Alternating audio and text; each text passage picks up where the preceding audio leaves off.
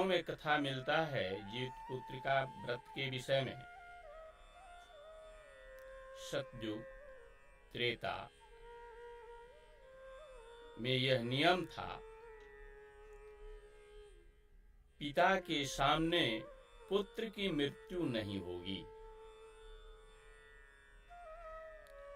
लेकिन जब द्वापर का अंत होने लगा और कलयुग आने वाला था, तो लास्ट समय में द्वापर के द्रौपदी के 5 पुत्रों को अश्वत्थामा ने मार दिया। इससे दुखित होकर के महात्माओं के पास पहुंची। क्या कारण है यह दुख, यह दुर्दशा? उधर धृतराष्ट्र भी बचे हैं, गांधारी भी बची है और उसके सारे पुत्र मारे गए, मर गए।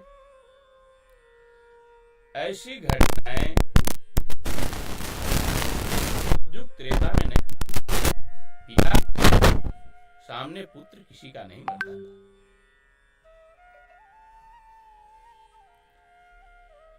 तो एक कथा यह भी मिलता है,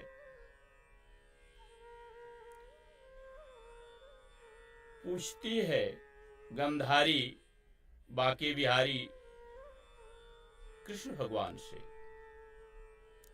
कि महाभारत तो अब संपन्न हो गया, समाप्त हो गया, पर मैं ये नहीं समझ पाई कि मैं एक पतिव्रता स्त्री हूं और मेरे ही सामने जितने भी पुत्र पैदा किए वो सब मर गए और मैं जिंदा हूं, धृतराष्ट्र भी जिंदे हैं। तो इसका कारण कृष्ण भगवान ने, वो तो आंख पर पट्टी बांधे ही रहती थी। बांके बिहारी सामर्थ्यवान हैं, उन्होंने दिखाया कि देखो, कारण तुम स्वयं देखो अपने आप में। तो वो देखती है गांधारी कि एक अंडा बेचने वाला आता है, शिकारी,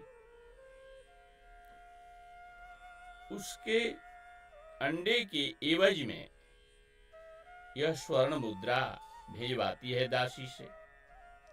देखने में अंडा बहुत अच्छा लग रहा था, बना करके खिलाई, उसको बहुत अच्छा लगा। बोली कि ऐसे अंडे रोज लाना। वह शिकारी रोज अंडे लाता था। इसके बाद वह अंडा जो था वो हंस का था। तो हंस और हंसिन ने श्राप दिया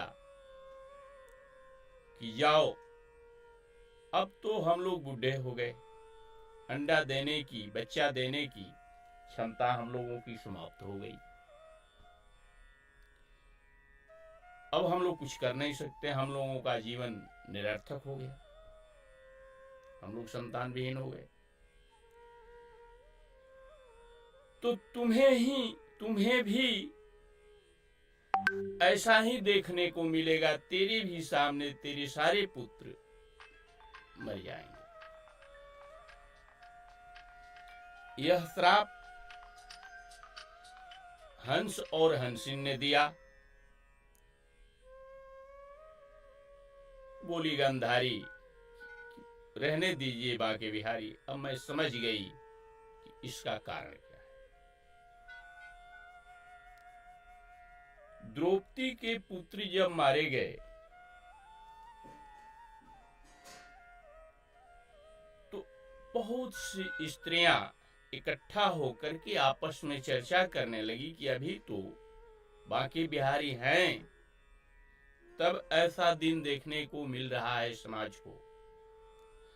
आगे जब कलयुग लगेगा तो बहुत से लोगों के सामने बच्चे मरेंगे, तो बच्चे दीर्घायु कैसे हों, इसके लिए कोई व्रत, पूजा, तपस्या, कोई उपाय ढूंढने लगी। जिसको जिस चीज की आवश्यकता होती है तो ढूंढता है। महात्मा के पास गई, महात्मा ने बताया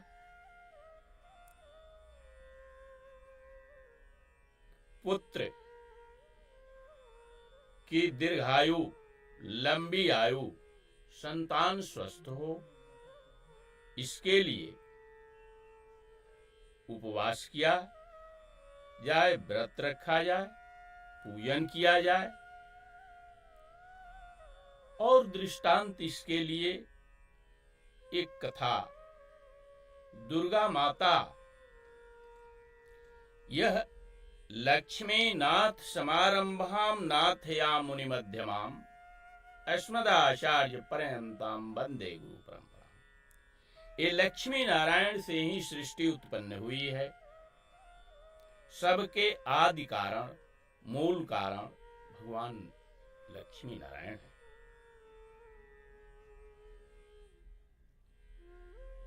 तो कैसे बच्चे दीर्घायु होंगे, इसके लिए एक राजा थे, उनका नाम जिमतवाहन था। जिमतवाहन राजा वो एक बार अपने ससुराल गए। अपनी ससुराल में जाकर के आराम कर रहे थे। रात्रि को एक औरत के रोने की आवाज सुनाई दिया। सब लोग गए, जिमतवाहन राजा भी गए। कारण पूछा, क्यों रो रही हो? एक बूढ़ी औरत थी, वो बताई कि यहाँ गरुड़ जो है आता है और रोज किसी न किसी आदमी को, एक आदमी को खाता है। तो हमारा एक ही पुत्र है, अब तो वो मरा जा रहा है, अब इसे खत्म कर देगा और हम लोगों का कोई सहारा अब बचेगा नहीं। बूढ़ा बूढ़ी यही चिल्ला रहे थे और रो रहे थे। जिमतवाहन राजा ने कहा कि तुम चिंता मत करो मां, मैं इसकी व्यवस्था देखता हूं। इसके बाद स्वतः जिमतवाहन राजा उसके लड़के के एवज में स्वयं गरुड़ के पास चले गए। तो गरुड़ को तो चाहे किसी का भी हो, उनको मान से मतलब था, एक आदमी को खाना है। तो एक अंग साइड का जब पूरा खाए गए और ये चिल्लाए नहीं, बल्कि दूसरा अंग भी घुमा दिया, तो गरुड़ भोजन करना बंद करके मांस खाना रुक गए। बोले कि भाई तुम आदमी नहीं हो, क्योंकि यह क्षमता जो है किसी आदमी में हो ही नहीं सकता है। इसलिए तुम कौन हो, अपना परिचय बताओ। तो राजा जिमतवाहन जो है, भारत में जितने भी ज्योतिषी हैं जो पंचांग निकालते हैं, पंचांगकार, तो लगभग सभी पंचांगों पर विक्रमे संवत का जिक्र है और शालिवाहन संवत का भी जिक्र है। तो राजा जिमतवाहन ने बताया कि मेरे पिता का नाम शालिवाहन है, मैं सूर्य वंश में पैदा हुआ हूं। गरुड़ सुन लिए। इसके बाद उन्होंने कहा, भाई तुम्हें खाने से मतलब है, तुम खाओ जी भर के। गरुड़ जो हैं वो प्रसन्न हो गए। बोले कि भाई तुम कोई वरदान मांगो। अब गरुड़ उनको छोड़ दिए। बोले कि वरदान हमको देना है तो जितने लोगों को आप खाए हैं सबको जीवित कर दीजिए, यही वरदान दीजिए। गरुड़ जी गए नागलोक, वहां से अमृत लेकर आए और जिन जिन लोगों का मांस खा गए थे, हड्डियां बिखरी हुई थी, उस हड्डियों पर अमृत छिड़क दिए, सभी जिंदा हो गए। तब गरुड़ जी प्रसन्न होकर के बोले कि एक वरदान तुमको मैं और दूंगा अपनी तरफ से। है कि बोलिए। तो देखो, यह जो काम हुआ है, काम मतलब ये अमृत से जो जिलाया गया है, जिस दिन जिमतवाहन के साथ गरुड़ का संवाद हुआ, तिथि थी। इसलिए कहा कि यह तिथि जो है वह अपने आप में वरदान सिद्ध होगी, विशेष करके पुत्रों के दीर्घायु के लिए, पुत्र और पति के दीर्घायु के लिए। तो आप जो हैं इसके नियम को समझें। जैसे आज खाने पीने के लिए है, घी, दूध, दही से निर्मित चीज, फल, केला इत्यादि, जो आपके स्वास्थ्य को, तन मन को सही रख सके, ऐसा आहार लीजिए। कल जैसा जब से यह प्रचलन प्रारंभ हुआ है, सप्तमी विद्या अष्टमी नहीं भूखना चाहिए। अष्टमी का व्रत और नवमी में पारना होना चाहिए। अब देखिए, काशी के पंचांगकार, महावीर पंचांग में वगैरह वो समय दिया गया है, पारणा का समय 10:30 बजे के बाद। और राजधानी पंचांग और दिवाकर पंचांग के अनुसार दिया गया है समय 8:30 बजे के बाद। कलकत्ता के पंचांगों में 9:30 बजे के बाद पारणा का समय निर्धारित किया गया है। और इसमें एक दृष्टांत मिलता है। जिमतवाहन राजा को आशीर्वाद दे करके गरुड़ जो हैं अंतर्ध्यान हो गए। जिमतवाहन राजा भी अपने राजधानी को लौट गए। लेकिन जब इन लोगों की वार्ता हो रही थी तो यह कथा सुन करके एक चील जो है वो आ गई। एक पेड़ पर रहती थी, वो चील आ गई। कथा ने, चील ने सुन लिया। और नीचे एक कोटरे में एक सियारिन रहती थी, उसने इस कथा को उससे सुना दिया। और वो दोनों सखी थी, वो व्रत रह गई। और व्रत के बाद आधी रात को सियारिन जो है उसे भूख लग गई। तो भूख लग गई तो इधर उधर ढूंढने लगी। और चिल्ल जो है वो व्रत रह गई, फास्टिंग। इसके प्रभाव से फिर दोनों का शरीर छूट गया।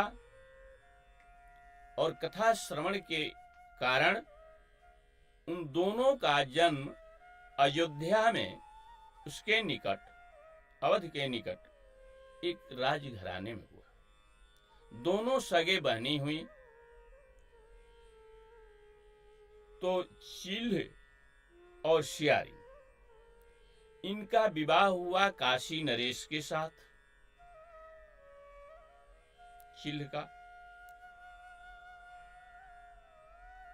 सियारिन का और चिल्ह का विवाह जो है उनके मंत्री के साथ हुआ। एक बड़ी एक छोटी बहन हुई।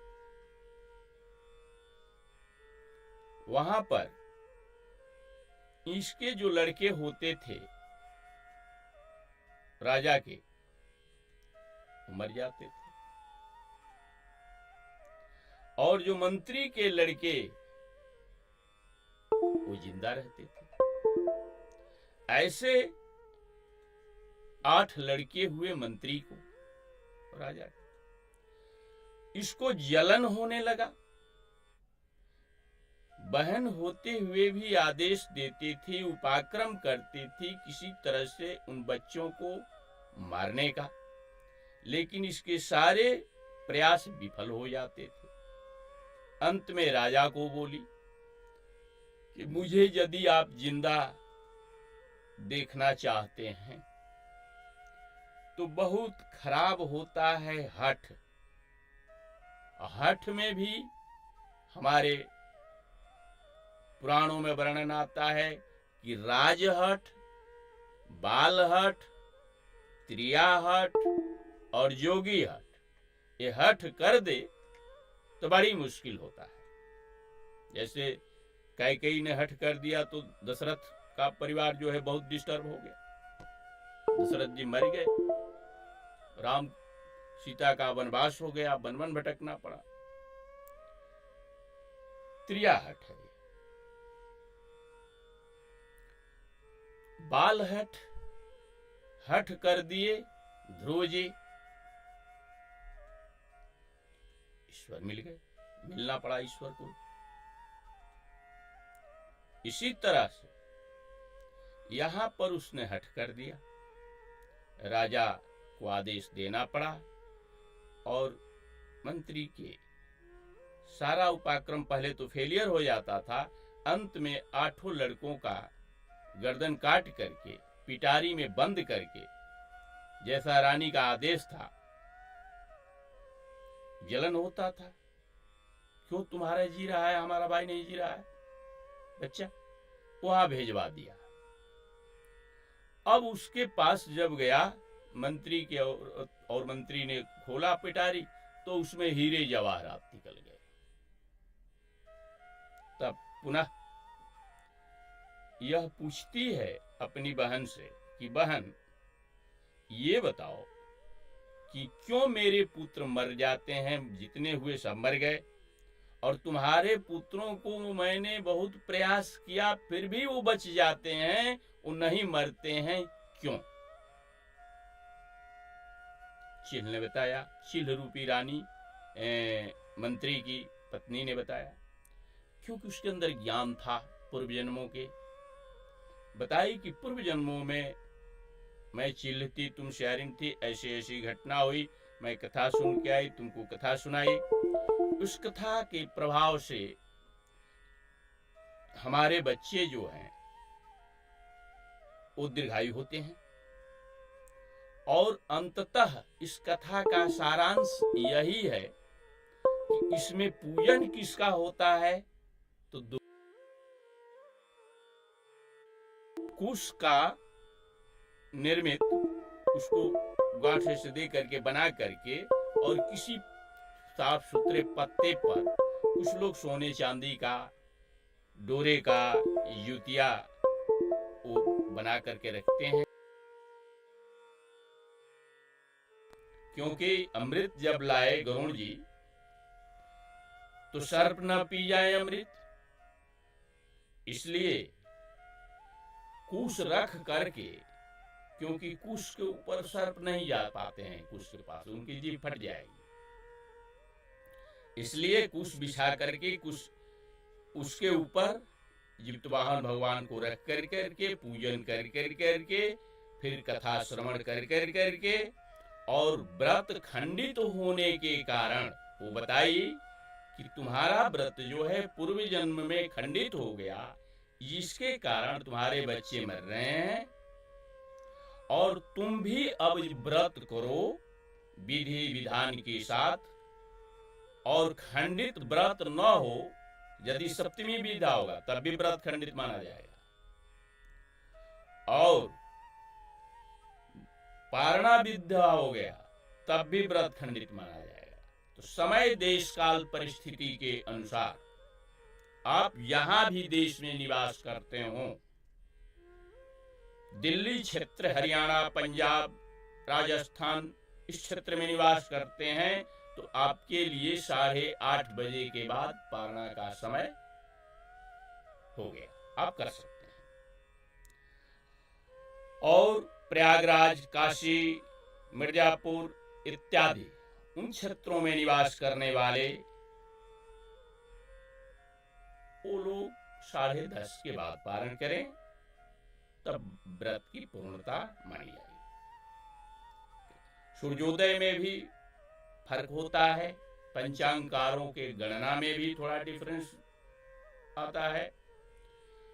तो अपना व्रत पूर्ण करें और युक्तवाहन भगवान का कथा श्रवण करें, और बच्चे को युक्तवाहन पहनाकर तब अपने धारण करें।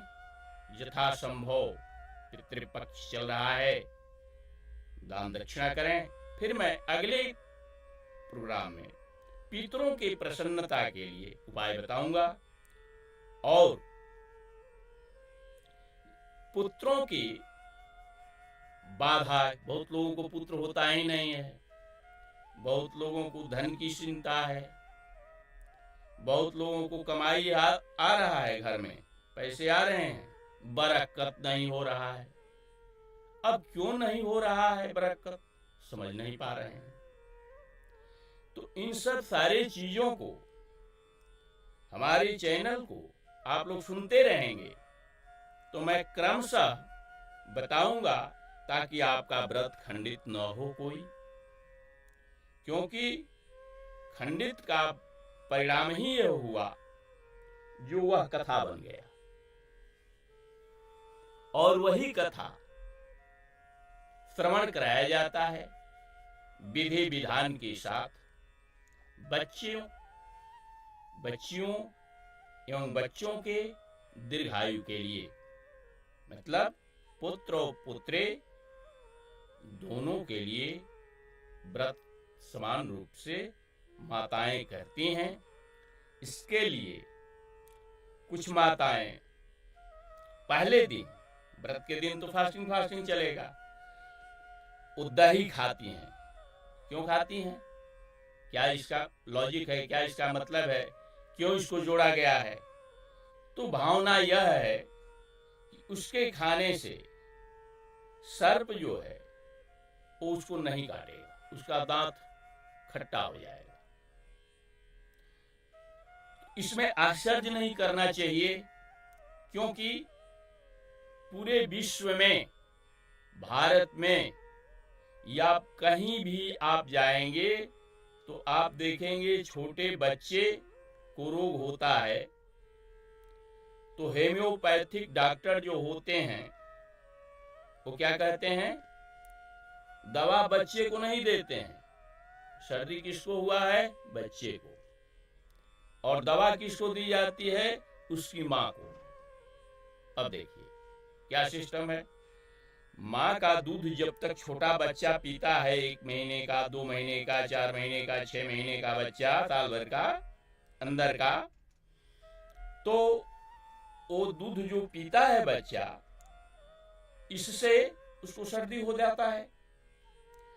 और सर्दी चाहे किसी भी कारण से हो, वो दूध में हो करके दवा, और जब आएगा तो वो दवा जाकर के उस बच्चे को ठीक कर देता है। देखिए सिस्टम क्या है। इसी तरह से इस व्रत का प्रभाव है।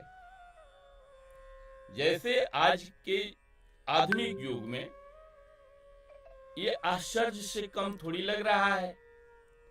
आदमी बैठा है 25 ताले पर, 10वीं मंजिल पर, 5वीं मंजिल पर, वहां मोबाइल रखा है, बटन वहां है, वहां बटन टिपता है, गेट खुल जाता है। देखिए इतना तो आप कर ले रहे हैं।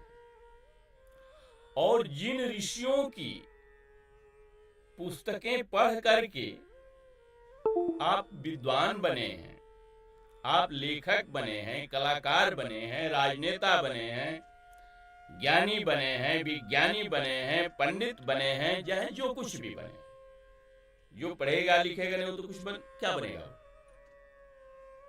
वो तो लेबर का काम कर सकता है, वो भी साथ में ट्रेनिंग लेगा तब, नहीं तो वो भी बढ़िया काम नहीं कर पाएगा। बिना पढ़े लिखे का कोई काम नहीं, कौन काम करेगा? दिया जाएगा तो वही इधर मार देगा। इसलिए मनुष्य जीवन में ये दुर्लभ चीजें हैं, मनुष्य का तन प्राप्त करना, और मिल गया तो कैसे कैसे बच्चे का, पहले बहुत दिन पहले बच्चे कुपोषण के शिकार हो जाते थे, बाल मृत्यु बहुत ज्यादा होता था, लेकिन ज्ञान, विज्ञान एवं सारा चीज जब डेवलपमेंट किया, यानी विकसित हुआ, विकासोन्मुख है, कहीं कहीं विकसित है, अब देखिए, तो इसके लिए भोजन में 5 तत्वों से निर्मित यह शरीर है। क्षितिज जल पावक गगन समीरा, और 5 तत्व यह अधम शरीरा। 5 तत्वों से इस शरीर का निर्माण हुआ है, न कि मन का और आत्मा का निर्माण हुआ है। इस शरीर 5 तत्वों से शरीर का निर्माण हुआ है, और इस शरीर में मन है। अब मन क्या है? यह आध्यात्मिक विषय है, अध्यात्म का विषय है, एक कथा का विषय है, सत्संग का चीज है। ऐसे कैसे समझ पाएंगे? मन क्या है, कैसा है? सबका मन एक जैसा नहीं है, लेकिन मन सबके पास है। लिखते हैं बिंदु जी, उद्धव जी के उदाहरण दे करके कि उद्धो मनन भई 10-20, उद्धो मनन भई 10-20, एक ही मन था पास में मेरो, एक ही मन था पास में मेरो, हो गए श्याम के संग, ए उद्धो मनन भये 10-20। कौन इस मतलब मालिक, दुनिया के मालिक की आराधना कौन करने जाए, कौन करे? क्योंकि साक्षात दुनिया के मालिक तो सामने है। और एक ही मन था, वो भी मन का मतलब समर्पण कर दिया। यह मन जो है शरीर में, यही इस संसार के चक्र में जीवों को फंसाया है, और इसी से निकलता भी है जीव। जितने भी हमारे 18 पुराण, 18 उप पुराण, 4 वेद और 6 शास्त्र, स्मृतियां, ये क्या बताती हैं? इसमें क्या बताया गया है? मुख्य रूप से यही बताया गया है कि शरीर में क्या क्या है। 5 तत्वों से तो शरीर निर्मित है। मान लीजिए क्षितिज अलग है और तत्व अलग है, जल अलग है और जल तत्व जो है अलग है, अग्नि अलग है और अग्नि तत्व जो है वो अलग है। क्षितिजल पावक, पृथ्वी अलग है, जो आप देख रहे हैं, ये सारी चीजें आप देख रहे हैं, लेकिन पृथ्वी तत्व जो है वह अलग है। हवा अलग चीज है, और वायु तत्व जो है, तो तत्वतः किसी चीज को जानना या तत्वतः जानकार महात्माओं की शरणागति लेना, क्योंकि शरणागति के बिना परमात्मा कभी नहीं मिलते हैं। ये सब शास्त्रों का निचोड़ है। और शरणागति लेंगे कैसे? ईश्वर को देखे ही नहीं, तो शास्त्रों में, पूर्वजों की वाणी में और महात्माओं में विश्वास करना पड़ता है। कहीं ना कहीं ब्लाइंड फेथ, अंधविश्वास, देख तो रहे हैं, तुम तो नहीं देख रहे हो, उनके वचनों पर विश्वास करना पड़ता है। और कुछ बातों को रखने के लिए समाज में कथा कहना पड़ता है, दृष्टांत देना पड़ता है। उदाहरण के लिए मान लीजिए किसी सबके अंदर जब 5 तत्व से ही सारे मनुष्यों का शरीर निर्मित है, तो सभी मनुष्य एक जैसे क्यों नहीं है? इसलिए नहीं है कि कर्मों का विधान है और सब में पांचों चीज विद्यमान है, लेकिन समान रूप से विद्यमान नहीं है। किसी के अंदर जल तत्व की अधिकता है, किसी के अंदर अग्नि तत्व की अधिकता है, किसी के अंदर पृथ्वी तत्व की अधिकता है, किसी के अंदर आकाश तत्व की अधिकता है। अब आइए, तत्वतः ऋषियों ने, महात्माओं ने, शास्त्रों ने क्या बताया? तत्वज्ञ मुनियों ने, उन लोगों ने बताया, महात्माओं ने, कि किसी के अंदर इन तत्वों की कमी हो जाए तो क्या रोग होता है, क्या दिक्कतें आती हैं। तो मान लीजिए किसी के अंदर पृथ्वी तत्व की कमी हो जाए तो उसके शरीर पर कुष्ठ जैसा रोग होने लगता है। यह इस तत्व की कमी से होता है। एक उसी तरह का इंसान लोगों को धर्म उपदेश दे रहा है, बड़े बड़े मंचों से, या हवाई सफर कर रहा है, या उसको बना रहा है, डेवलपमेंट कर रहा है, बहुत कुछ दुनिया को, समाज को, राष्ट्र को, परिवार को, सबको दे रहा है। और उसी तरह का एक इंसान रोड पर देखिए चिरकुट, बोतल, ये सब गिनते हुए चल रहा है। क्यों क्यों बताइए? इसलिए एक तो कारण यह है कि उसके पास ज्ञान थोड़ा है, लेकिन अब वो दूसरा कोई काम नहीं कर सकता है। उसको काम करने का, मोबाइल बना नहीं सकता, मोबाइल चला नहीं सकता, गाड़ी चला नहीं सकता, तब सोचता है चलो भाई जीविका उपार्जन के लिए करें। एक तो इसलिए करता है, अब उसके पास अब पढ़ा लिखा है नहीं, कोई दूसरा ऑप्शन नहीं है, तो कुछ भी बीन करके पन्नी, पॉलिथीन, कागज, शीशा, लोहा जो होता है उससे अपना काम चलाता है। दूसरा कारण यह होता है कि वो कुछ भी बीनता नहीं है, वो बिनेगा यहां से लेकर उठाकर वहां रख देगा, यानी उसका दिमागी संतुलन जो है वो भी ठीक नहीं है। एक गरीबी हो गया, और दूसरा कारण हो गया कि उसका दिमागी संतुलन ठीक नहीं है। ये तो ले जाएगा तो कहीं कबाड़ में बेचेगा भी, इसको खाने पीने का कुछ मिल जाएगा, लेकिन उसको इतना भी बोध नहीं है, वो कहीं से उठाएगा कहीं रख देगा, नहीं भी उठाएगा, क्या करेगा नहीं करेगा, कहीं सो जाएगा, उसका कोई ठिकाना नहीं। तो इसलिए ऐसा क्यों होता है? इसलिए होता है कोई कथावाचक बना है, कोई आईएएस, आईपीएस, डॉक्टर, इंजीनियर, ये जो दिमाग का काम है, वैज्ञानिक, टेक्नीशियन, टेक्नोलॉजी, इन सब में जो आगे है, इसका मतलब बिना पूछे समझ जाइए कि इनके अंदर आकाश तत्व की अधिकता है, और जो उस प्रक्रिया में नजर आ रहे हैं, इसका मतलब उनके अंदर आकाश तत्व की कमी है। अब इन तत्वों की पूर्ति कैसे होगी, कैसे होती है? तो इस पर लोग लगे हुए हैं। अनुसंधान केंद्र बना है, स्वस्थ रहने के लिए, ठीक होने के लिए। और रामचरितमानस में तुलसीदास जी लिखते हैं कि एक ऐसा रोग है जिसके बस में हो करके सभी प्राणी दुखित हैं, यानी ज्यादा से ज्यादा, सभी मतलब ज्यादा से ज्यादा। एक व्याधि बस नर मरहि, ए असाध्य बहुव्याधि। ये असाध्य है, मतलब जल्दी कंट्रोल में नहीं आता है। क्या है, ये कौन सा व्याधि है? अतः आधि और व्याधि, ये देखिए,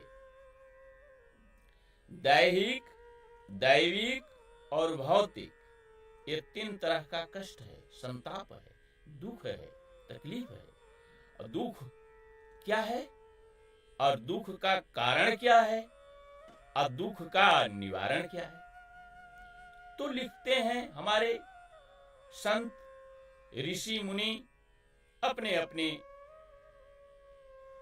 समय में, अपने ढंग से आगे आने वाले जनरेशन के लिए, स्वस्थ रहने के लिए, समाज स्वस्थ हो, राष्ट्र पुष्ट हो, सबके लिए उन्होंने मार्गदर्शन दिया। क्या मार्गदर्शन दिया? अतमोह सकल व्याधि के मूला, अजेहि से उपजहि बहुशूला। जिससे बहुत प्रकार का शूल जो है वह उत्पन्न होता है। शूल मतलब तकलीफ।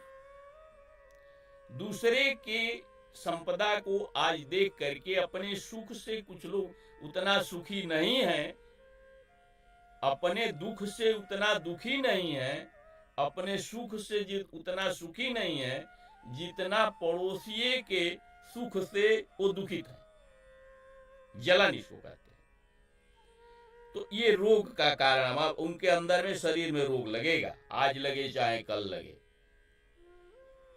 इसलिए लिखा कि पर सुख देखी जरन सोई छई, यह रोग होगा उसको। गंडमाला रोग होता है कंठ में।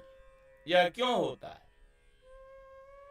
ये सारा चीज वर्णन उत्तर कांड में जब जाकर के पढ़ेंगे तो तुलसीदास जी लिखते हैं कि मानस रोगे कछुक मैं गाए, आहें सबके लखी विरलहि पाए।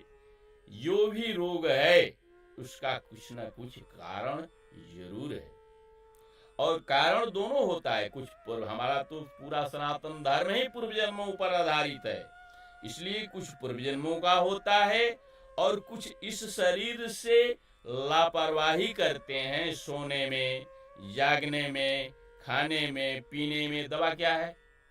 जिसने रोग बनाया फिर वही दवा भी बना रहा है। किसी को प्रेरणा दे करके वह आदि शक्ति दुर्गा जी कहिए, जैसे वाहन भगवान का कथा में उसके मूल में क्या है? दुर्गा माता ही है। सृष्टि को उत्पन्न करना, पालन करना और पुनः संहार कर देना, ये 3 त्रिगुण शक्ति है। ये तीनों शक्तियां उन्हीं के अधीन है। इसलिए हमारे प्रधान देवता 3 हैं, ब्रह्मा, विष्णु और महेश। लेकिन इन तीनों शक्तियों के मूल में जाएंगे आप तो क्या है? तीनों एकाकार हो जाता है, ओंकार बिंदु संयुक्तम। फिर वहां से इस सृष्टि को चलाने के लिए अलग अलग विभाग कर दिया गया है, सिस्टम बना दिया गया है। और सिस्टम को व्रत, कथा, पूजा, श्राद्ध, अनुष्ठान इत्यादि, जो भी सिस्टम को नहीं समझेगा वो सदैव दुखी रहेगा। और जो भी काम करना है, चाहे जो भी काम आप कर रहे हैं, खेती कर रहे हैं, दुकान का काम कर रहे हैं, किसी दफ्तर में काम कर रहे हैं, इलेक्ट्रॉनिक सामान बना रहे हैं, बेच रहे हैं, बिजनेस कर रहे हैं, व्यापार कर रहे हैं, तो हर चीज का एक सिस्टम है। और जो आप काम कर रहे हैं, इसी को कहा गीता में कृष्ण भगवान ने कि अपन निज धर्म में मर जाना श्रेयस्कर है और दूसरे के धर्म में प्रवेश करना खतरा है, खतरनाक है, भयावह है। कैसे? क्यों? क्योंकि अब उसमें फिर आपको समझने में आपको हमको चाहे किसी को दिक्कत पड़ेगी। इसलिए जो लगे हैं जिस काम में, उसमें मन लगा करके, दत्त चित्त हो करके उसी में प्रयास करना चाहिए, सफलता उसी में मिलती है। गुरु जो उपाय बता देते हैं उसके अनुसार आप काम करते हैं तो उसमें उनकी तपस्या, उनकी शक्ति उसमें काम करती है। और यदि आप अवहेलना करते हैं तो अब शास्त्र के भी अवहेलना हुआ, गुरु का भी अवहेलना हुआ, काम भी सफल नहीं होगा। और ये कारण बताया गया कि जितने हमारे धर्मशास्त्र में बात बताए गए तो सब चलता है कैसे, चलने का ये सिस्टम है। देखिए, जो भी मंत्र है तो मंत्र का जाप, मंत्र जाप मम दृढ़ विश्वासा, उसमें पहले तो विश्वास की कमी है तो मत करो काम। जब विश्वास ही नहीं है तो कर क्यों रहे हो? तो पहले दृढ़ विश्वास होना चाहिए। और खाली विश्वास से हुआ सिस्टम ठीक नहीं है तब भी सही नहीं होगा। अब आज पूजा के लिए लोग जाते हैं तो दुकानदार पूछता है, हमको तो हंसी आता है, बहुत जगह मैंने सुना है, दुकानदार पूछता है, और कुछ लोग, सब लोग नहीं कहते हैं, कुछ लोग भी कहते हैं ऐसा, वो पूछता है घी खाने के लिए चाहिए कि पूजा के लिए। तो भाई वो लोग पूछते हैं कि पूजा वाला का रेट क्या है और खाने वाला का रेट क्या है। तो वो बताता है कि खाने वाला का है 700 रुपया, 800 रुपया, चाहे जितना बताए, जहाँ का जैसा व्यवस्था है। ये गाय का है, ये भैंस का है, रेट ये है। अब पूजा वाला तो ये 300 का, 400 का। अरे ये क्या बात हुआ भाई? तुम जिसकी पूजा कर रहे हो वह अदृश्य शक्तियां तुम्हारे भावनाओं को नहीं समझ रही है और इससे वो प्रसन्न हो जाएगी। गलत चीज दे रहे हो तो आप फल चाहिए, पूर्ण प्राप्ति, पूर्ण फल चाहते हो, आप काम कर रहे हो गड़बड़ी का। जो चीज खरीदने जाते हो तो तुम्हारे अंदर भाव होना चाहिए, क्योंकि भाव मिच्छन्न देवता, देवता भाव के भूखे हैं। तुम्हारा ये तिल का तेल और तिल और जौ और गुड़ से केवल प्रसन्न नहीं होते हैं, ये तो उनको चाहिए ही, उनका खुराक है, ये चाहिए, लेकिन भावनाओं के साथ चाहिए। और पितरों को जो चीज दिया जाता है वह वाक्य शुद्धि के साथ साथ सिस्टम से दिया जाता है। जैसे मैं बताऊंगा, अगले सिस्टम में मैं आपको बताऊंगा, श्राद्ध के लिए बहुत लोगों को भ्रामक प्रचार कर दिया जाता है। जैसे श्रीमद् भागवत पुराण में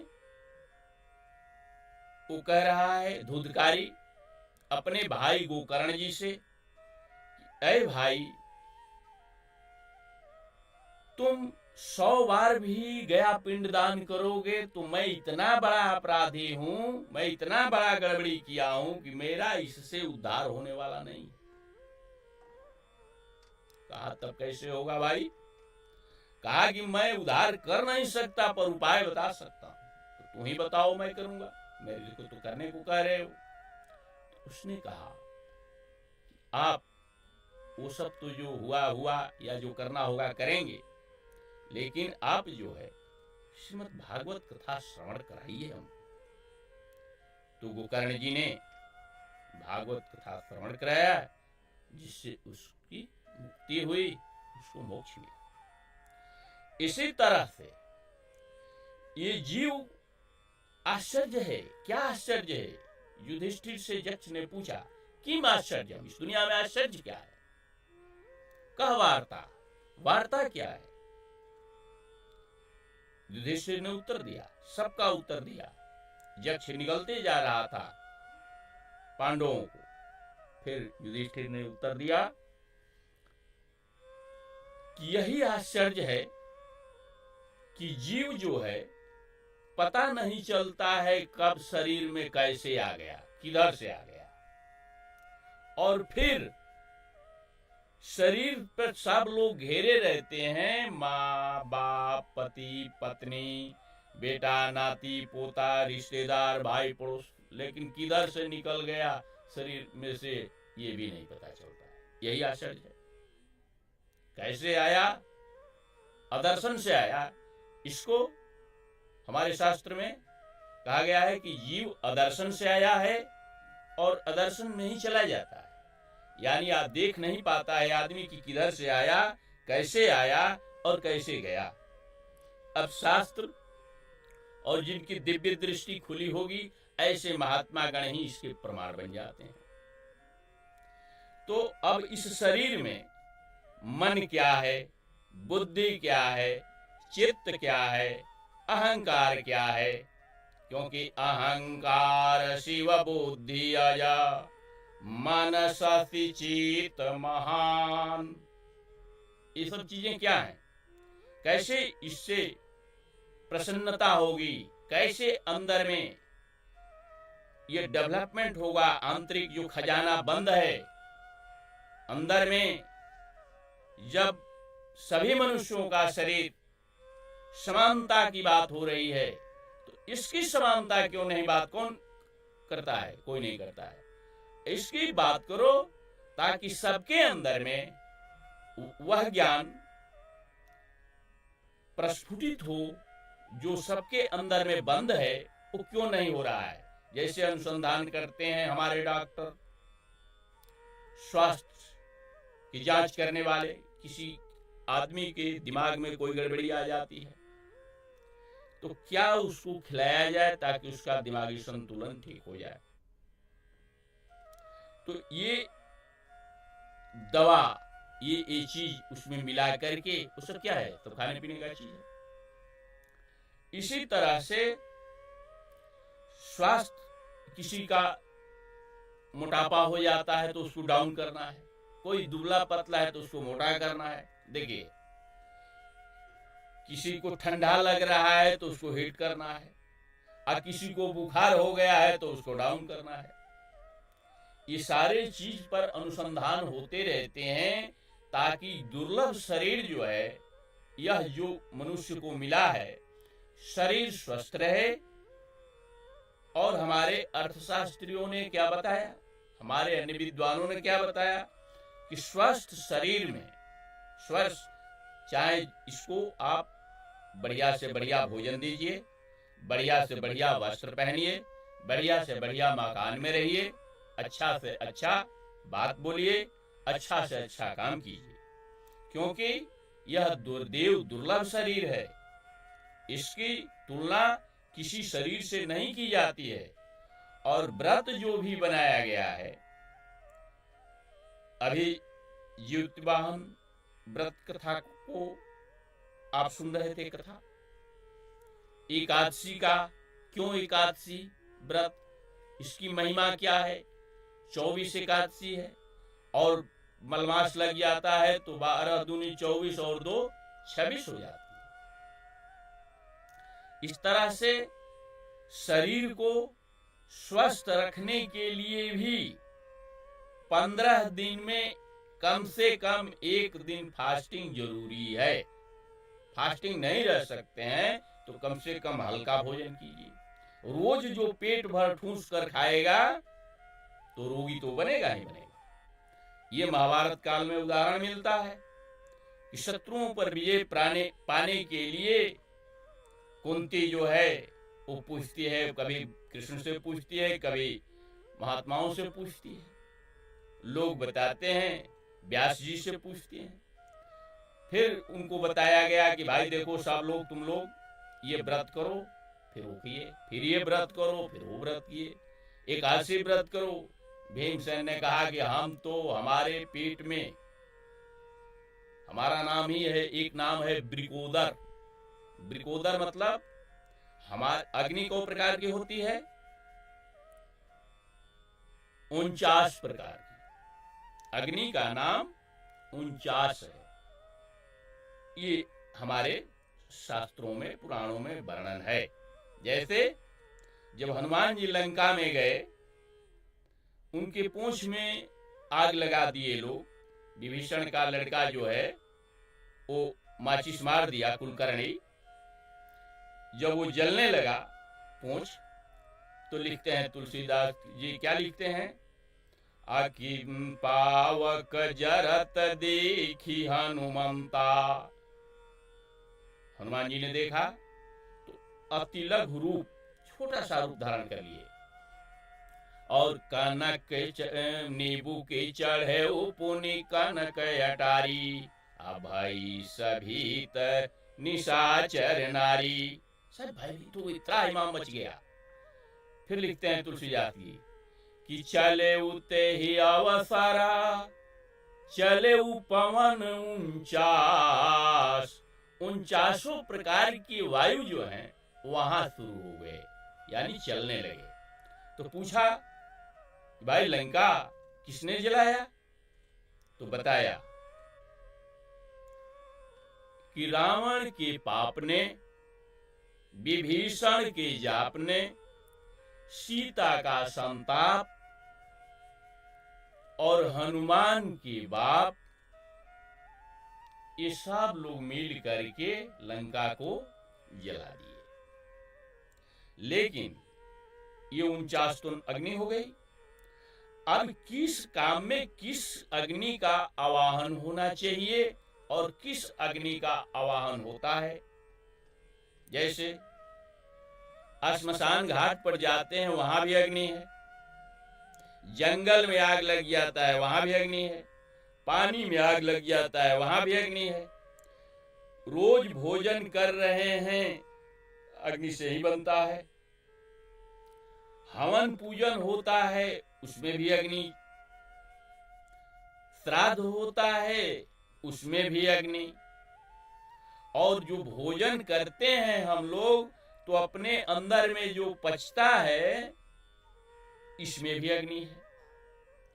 तो मुख्य रूप से 3 प्रकार की अग्नि का वर्णन है: बड़वानल, दवानल और ज्येष्ठानल। तो एक जंगलों में लगती है, जो लकड़ियां हवा से घिसती रहती हैं, बांसों की लकड़ी घिसते घिसते घिसते ऑटोमेटिक आग लग जाता है। और एक समुद्र में आग लगती है, बड़वानल जिसे कहते हैं, और उसको दवानल कहते हैं, जो समुद्र की जल की धारा, उसमें आग पैदा हो जाता है। बड़वानल, दवानल और ज्येष्ठानल। ज्येष्ठाग्नि अंदर में है, तभी तो जो हम भोजन कर रहे हैं पच करके मलमूत्र के रूप में बाहर निकल रहा है। तो उनके अंदर में जो अग्नि थी, यानी भीमसेन के अंदर, उसका नाम ब्रिकोदर था। तो वो बताए कि हम तो एक दिन भी फास्टिंग नहीं कर सकते। तो उनको बताया कि कम से कम साल में, व्यास जी ने कहा कि एक दिन तो कर ही सकते हो भाई साल में। कहा हाँ 24-26 एकादशी हम नहीं भूख पाएंगे, लेकिन किसी तरह से अब आप लोग कह रहे हैं तो एक दिन तो कर ही लेंगे, कोशिश करेंगे। तो उस एकादशी का नाम ही हो गया भीमसेनी एकादशी। इसी तरह से यह युतिया, जिसको कहते हैं, कोई युत पुत्रिका कहता है, ये अपने अपने क्षेत्रीय प्रचलन भाषाई चीज एक ही है। ये कठिन व्रत है, लोग करते हैं। आज जो है संयमित पूर्वक भोजन करेंगे, कल व्रत रहेंगे, शनिवार को पारण करेंगे। इन्हीं शब्दों के साथ हमारे इसको सुनते रहेंगे चैनल को। आगे मैं बताऊंगा पितरों के प्रसन्न होने के लिए, और पितर प्रसन्न होते हैं तो क्या क्या देते हैं। धन, स्त्री भी नहीं मिल रही है, पितर प्रसन्न हो जाए मिल जाएगा। पुत्र भी मिल जाएगा, पुत्र योग्य होगा। पितर प्रसन्न हो जाए तो क्या नहीं मिल सकता है। और नित्य श्रवण करने से वह दृष्टांत सहित मैं बताऊंगा, क्योंकि पितृपक्ष चला है, जिससे सबके पितर प्रसन्न हो और सब कुछ प्रदान करें, यह मैं बताऊंगा। जय श्रीमन्नारायण, जय श्रीमन्नारायण। बोलो भारत माता की जय। जय दुर्गा माई। शरणागत दीनार्थ परित्राण